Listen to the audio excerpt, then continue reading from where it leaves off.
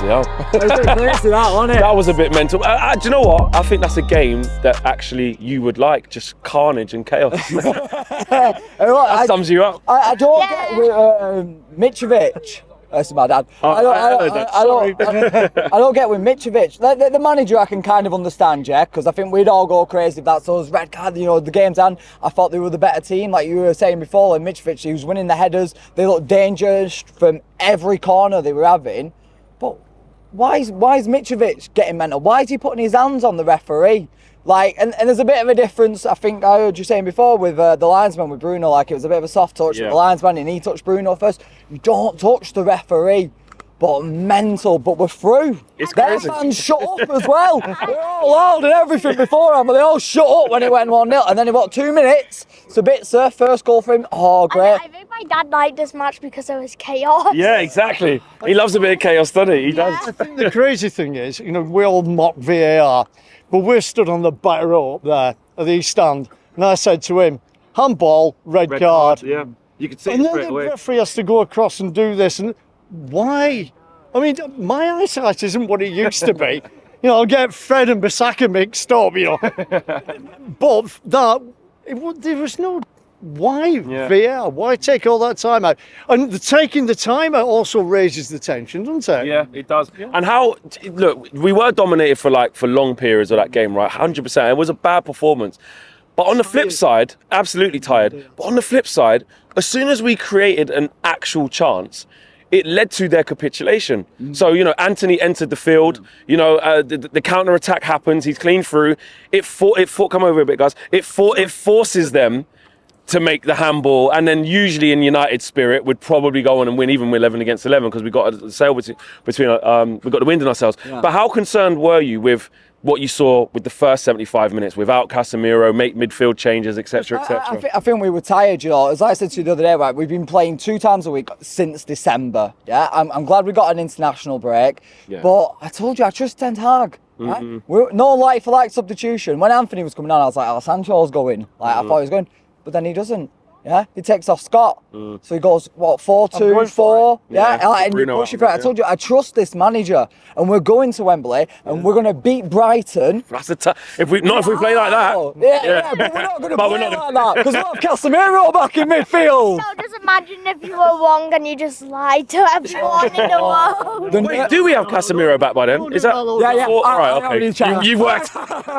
He's done the maths. The big one's going to be City, though, in the final, isn't it? Because they're going to get past through Sheffield, aren't they? And they're going to be going for their only trophy of the season. Yeah, they don't want a trophy. Going for the Champions League?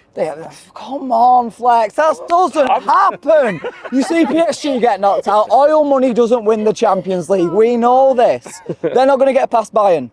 No? No, I reckon they get past Bayern. So you think that's, but obviously, like you're saying, if we get past Brighton, because we have got, listen, Brighton are a brilliant team. We cannot overlook them. No, I agree, but we're a brilliant team on our day. Yeah. Like you said, you'll have Casemiro. Yeah. He's going to, the same thing as the final, he's just gone, do you know, I'll take a bit of a rest. Because he did for the Newcastle one. He said, I'll just take a couple of weeks off. Are we all fit and ready? And no, I reckon we beat Brighton.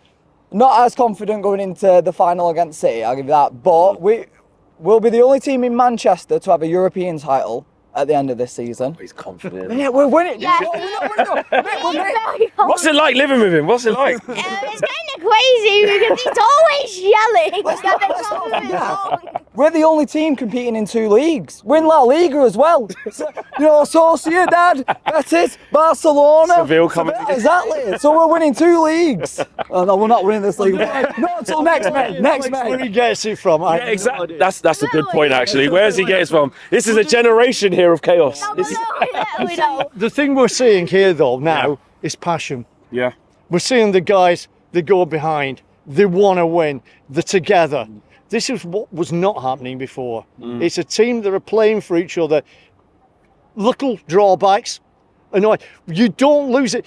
Last season, they got 1 down, you think, It's 2. crap, It's it's 3, gone. Yeah. You think, this year, they can still come back, they can still do it. And the fans believe as well. We believe it. Because, and that's a good point before we finish off, because, look, again, I'm not saying we were good today because we wasn't up until that point. But there was a little bit of a change. When we went 1-0 down, passing increased, the intensity increased a bit. Anthony comes on, and we create the moment. Yeah, and passed exactly. And we created the moments. And your dad was loud as hell. But we did manage to create that big moment of the game that caused them to have some panic, as opposed to sitting off, letting them come on to us, you know, backs against the wall. You know, it could have, you know, David Hay had to make some big saves. We had to ride our luck, absolutely. But we, like your dad says there, we still managed to come back in games somehow. Well, it's just, you know, it's the United team I grew up with, coming back from 1-0 down. You know, we don't like to do things easy, do we? But it's like I said, there's a fighting spirit, there's a belief in there, there's talent on the pitch. Anthony, like some of his close dribbling at the end. Oh, and you're like, how have you not got a second one? Yeah. But it's just, yeah, there is a belief. And I'm just excited for the season to come. Like, we're still getting free. Martinez. He was brilliant. I was going to say who was your man of the match. I know you were. That's what I was saying. Martinez. He knew straight away. You know how much I love Martinez. I mean, we were shocking in that first half and for the most of the game, but any form of penetrative passing or quickness of passing, it came from him. It's you know, and obviously defense. Champions play bad and win. Yeah? And if you think about it, the league's gone this season, I think, unfortunately. But if we walk away with a League Cup, a Europa League, and an FA Cup, and then we build, oof, mate, it's happening. The treble light, I'm putting it out there, yeah. It's the Liverpool treble, isn't it? The little Scouser treble, fake treble. But and then in the summer, you know, like I said to you, keep that horse, but go and get a proper number 9. I think we probably need another midfielder as well. Yeah. And then it's on. Mate, Ten Hag. Oh, I love him. Trusted. Well, there's a question for you. Would you keep Voot as a backup? Not as a we starter. Have to if as a backup. It depends if we go and get the real number 9 who it should be. He might even keep hold of Martial, I don't know. I wouldn't, but he might do. Then I'll keep Weghorst in and around as the third choice or something like that. But French players actually playing for us this season. I know. He's just nowhere to be seen, which is why Weghorst is literally he's starting every game. But listen, Martinez man of the match, yeah? It's always Martinez man of the match. Even if Martinez don't even play, he still goes Martinez man of the match. Nice one.